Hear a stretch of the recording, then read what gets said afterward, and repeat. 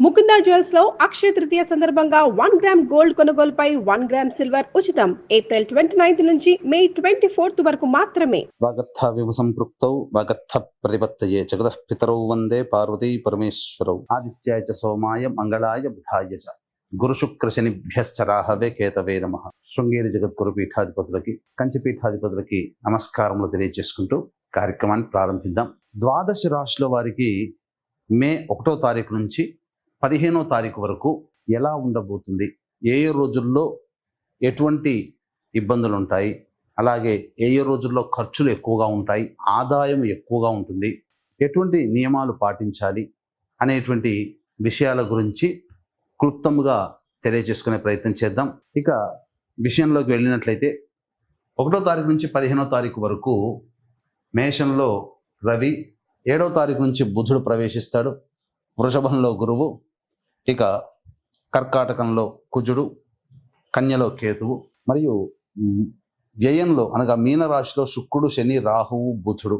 బుధుడు 6వ తారీఖు వరకు ఉంటాడు, 7వ తారీఖు నుంచి మేషరాశిలోకి ప్రవేశించేస్తాడు. వెరసి చూసుకున్నట్లయితే ఈ 15వ తారీఖు వరకు ఒక డెడ్ లైన్గా చెప్పవచ్చు. ఎందుకంటే 14వ తారీఖు నుంచి గురువు వృషభం నుంచి మిథునంలోకి ప్రవేశం చేయడం, అలాగే 16వ తారీఖు కొన్ని పంచాంగాల్లో, 18వ తారీఖు కొన్ని పంచాంగాల్లో రాహువు కుంభరాశిలోకి, కేతువు సింహరాశిలోకి ప్రవేశం చేస్తున్నాడు. కాబట్టి భవిష్యత్తులో గుర్తుపెట్టుకోండి, 12 రాశుల్లో సంబంధించినటువంటి వాళ్ళు భవిష్యత్తులో జరగబోయేటువంటి మార్పులకి ఈ మే 1వ తారీఖు నుంచి శ్రీకారం చుట్టబోతున్నాయి గ్రహాలు స్థితిగతుల ప్రభావం వలన. కాబట్టి ఈ మే సంవత్సరం అనగా ఈ సంవత్సరం 2025 సంవత్సరం మే నుంచి చాలా మటుకు అందరి జీవితాల్లో మార్పులు చేర్పులు చోటు చేసుకుంటాయి. ద్వాదశ రాశులలో భాగంగా వృషభ రాశిలో జన్మించినటువంటి వారికి 1వ తారీఖు మే నుంచి 15వ తారీఖు మే వరకు ఏ విధంగా ఉండబోతుందో తెలుసుకుందాం. ముఖ్యంగా గ్రహ సంచారము చాలా మటుకు అనుకూలంగా ఉన్నది. ఈ కారణం చేత వృషభ రాశి వారికి అంది వచ్చినటువంటి అవకాశాలని సద్వినియోగపరచుకోగలుగుతారు.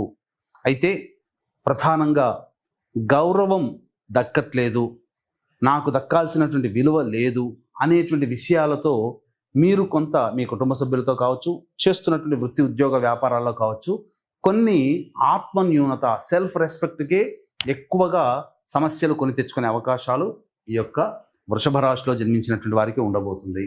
అయితే ఉద్యోగం చేసేటటువంటి వ్యక్తులు జాగ్రత్తలు పాటించండి. 7వ తారీఖు తర్వాత మీ ఆలోచనలకి వ్యతిరేకంగా పరిస్థితులు ఉండడం, తద్వారా కొన్ని ఇబ్బందికర పరిస్థితులు అనేటువంటివి ఉంటాయి. కావున ఉద్యోగంలో ఉన్నటువంటి వాళ్ళు కావచ్చు, నిరుద్యోగస్తులు కావచ్చు, తమ సామర్థ్యానికి మించి పనిచేయాల్సినటువంటి పరిస్థితి గోచరమవుతుంది. అయితే అన్నిటికంటే ప్రధానంగా పరధ్యానంగా ఉండడము, లేకపోతే అనుకున్న దానికంటే అధిక ఖర్చులు 7వ తారీఖు నుంచి మీ జీవితంలో ఉండబోవడం, ఇవన్నీ జరగబోతున్నాయి. వివాహం కాని అబ్బాయిలకి అమ్మాయిలకి ప్రయత్నాలు చేస్తే ఖచ్చితంగా వివాహ సంబంధాలు కుదరబోతున్నాయి. ఇక ప్రధానంగా ఇక్కడ సంతానం కోసం ఎదురు చూసేటువంటి వ్యక్తులకి సంతాన ప్రాప్తి కూడా కలగబోతుంది. రాజకీయ రంగంలో ఉన్నటువంటి వాళ్ళకి తప్పకుండా ఏదైనా కానీ పదవి లభించబోతుంది. విద్యార్థులు అనుకున్నటువంటి విద్యా సంస్థల్లో మీరు చక్కగా ఉత్తీర్ణత శాతంతో పరీక్షలు పాస్ అవ్వడము, విద్యా సంస్థల్లో ప్రవేశం లభించడము అన్నీ కూడాను దానంతటిదే దైవానుగ్రహం వల్ల, గ్రహస్థితి వల్ల జరగబోతున్నాయి. కాబట్టి అన్ని విషయాల్లో చూసుకున్నట్లయితే వృషభ రాశిలో జన్మించినటువంటి వారికి ఒక్క గౌరవం దక్కట్లేదనే ఒక బాధ తప్ప మిగతా అన్ని రంగాలలో ఉన్నటువంటి వాళ్ళకి మంచి స్థితిగతులు పొందబోతున్నారని చెప్పవచ్చు. ఇక గమనించుకున్నట్లయితే రోజువారీ జీవితంలో ఎలా ఉండబోతుంది అనేటువంటి విషయాల గురించి కూడా మనం తెలియజేసుకుందాం. ముందుగా వీక్షించేటువంటి ప్రేక్షకులకి గమనిక, వైశాఖ పౌర్ణమి చాలా మహత్తరమైనటువంటి రోజు. ఈ పౌర్ణమి రోజున సముద్రము లేదా నది స్నానం చేయాలి.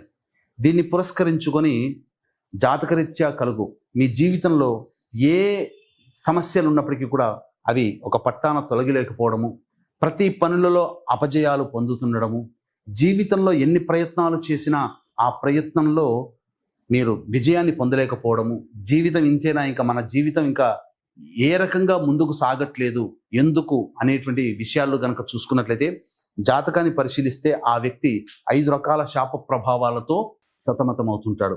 అది స్త్రీ శాపము, గురు శాపము, పితృశాపము, సర్పశాపము, దైవశాపం. కాబట్టి ఇటువంటి 5 రకాల శాప ప్రభావం ఉన్నప్పుడు మీరు ఎన్ని పూజలు చేసినా, ఎన్ని ప్రయత్నాలు చేసినా, ప్రతి ప్రయత్నంలో కూడా అన్నీ అవుతున్నట్టే అనిపిస్తుంటాయి, వెనక్కి వెళ్ళిపోతుంటాయి.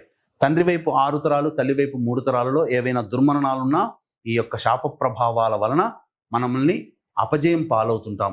కాబట్టి దీన్ని దృష్టిలో పెట్టుకునే ఈ యొక్క శాప నివృత్తి కోసమై 12వ తారీఖు రోజున ఈ పంచశాప నివృత్తి పూజలు, హోమాలు అనేటువంటి చేయించడం జరుగుతుంది. అవకాశం ఉన్న వాళ్ళు 10వ తారీఖు లోపల ఈ కార్యక్రమం నమోదు చేసుకోవచ్చు. అయితే ప్రత్యేకంగా గమనించాల్సిన అంశం ఏంటంటే, నక్షత్ర జనన దోషానికి సంబంధించి మాత్రమే కొన్ని చెడు నక్షత్రాలు ఉన్నాయి. కానీ వ్యాపారాత్మక ధోరణి, నయవంచన చేసే విధానంతో ఉన్న 27 నక్షత్రాల్లో 19 నక్షత్రాల్లో పుడితేనే ఈ యొక్క శాపాలు అనేటువంటివి ఉంటున్నాయని చెప్పి ఒక అబద్ధపు ప్రచారము జరుగుతుంది ఇప్పుడు. అంతకు మించి నయవంచన ఎలా ఉంటుందంటే, ఈ పంచశాప నివృత్తికి జరగాల్సినటువంటి పూజా విధానం 3 గంటల నుంచి 4 గంటల వరకు ఉండాల్సింది ఇలా గుంపులుగా తీసుకుని వెళ్ళి కేవలం గంటంబావుల్లో తూతూ మంత్రముగా, అసలు శశాస్త్రీయముగా చేయించకుండా ధనార్జనే ధ్యేయంగా ఇవన్నీ చేయిస్తున్నారు. కాబట్టి అటువంటి వారి బారిన పోయి మోసపోకండి, నిలదీయండి. గంటలో ఎందుకు చేయించారు, 3 నుంచి 4 గంటలు జరగాల్సిన కార్యక్రమాన్ని ఎందుకు ఇట్లా చేయిస్తున్నారు అని చెప్పి నిలదీయండి. ఈ విధంగా మన పీఠంలో అయితే 2013 నుంచి ఇటువంటి పంచశాప నివృత్తికి నిజాయితీగా శాస్త్ర ప్రమాణాన్ని అనుసరించి కార్యక్రమాలు చేయిస్తున్నాం. అవకాశం ఉన్నవాళ్ళు 10వ తారీఖు లోపల నమోదు చేసుకోండి. కానీ మోసపోవడం మాత్రం జరగకూడదు. చేసుకోకపోయినా పర్వాలేదు, కానీ మోసపోయారు అని అంటే అది మీకు సంబంధించినటువంటి మిమ్మల్ని మోసం చేయగలిగారు అని చెప్పవచ్చు. ఇక గమనించుకున్నట్లయితే ఈ రాశిలో, వృషభ రాశిలో జన్మించినటువంటి మహిళలకి అత్యద్భుతమైనటువంటి అవకాశాలు అనేటువంటి గోచరమవుతాయి. అయితే ఇంట్లో కంటే ఎక్కువగా బయట ఉండాల్సినటువంటి పరిస్థితి గోచరమవుతుంది. ఇంట్లో తక్కువ సమయం, బయట ఎక్కువ సమయం. ఇక ప్రధానంగా మీకు గౌరవ మర్యాదలకి ఎటువంటి లోటు లేదు.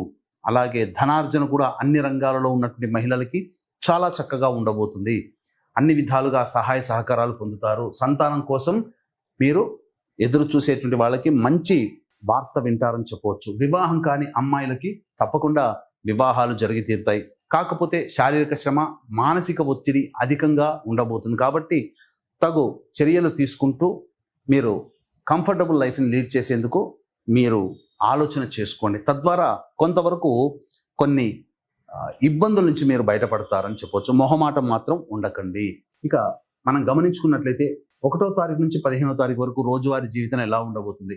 1, 2, 3 తారీఖుల్లో కుటుంబ సభ్యులతో వాగ్వివాదాలు కానీ, మానసిక ప్రశాంతత కోల్పోవడం కానీ, లేకపోతే ధనము ఖర్చులు అధికంగా ఉండడం కానీ జరగబోతున్నాయి.